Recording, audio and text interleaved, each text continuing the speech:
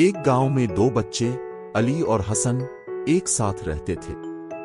علی بہت ایماندار اور محنتی بچہ تھا، جبکہ حسن کو جھوٹ بولنے اور دوسروں کو دھوکہ دینے کی عادت تھی۔ علی ہمیشہ اپنے والدین کی بات مانتا تھا اور ہر کام پوری محنت سے کرتا تھا۔ ایک دن گاؤں میں ایک بزرگ شخص آیا اور اعلان کیا کہ وہ ایک خزانے کا نقشہ چھپانے والا ہے۔ جو کوئی بھی اس نقشے کو تلاش کرے گا وہ خزانے کا مالک بن جائے گا۔ یہ سن کر گاؤں کے سب بچے بہت خوش ہوئے اور خزانے کی تلاش میں نکل پڑے۔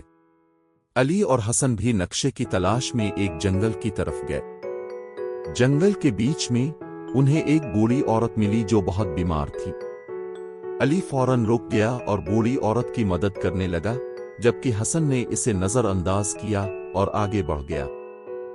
جب علی بوڑھی عورت کی مدد کر رہا تھا تو عورت نے اس کی ایمانداری اور نیکی کو دیکھا اور اسے ایک صندوق دیا۔ علی نے جب صندوق کھولا تو اس میں وہی خزانے کا نقشہ تھا جس کی سب تلاش کر رہے تھے۔ حسن نے جلدی جلدی جنگل چھان مارا مگر اسے کچھ نہ ملا۔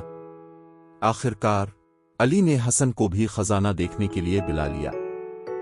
حسن نے جب علی کے پاس نقشہ دیکھا تو اسے اپنی غلطی کا احساس ہوا اور وعدہ کیا کہ وہ آئندہ کبھی جھوٹ نہیں بولے گا۔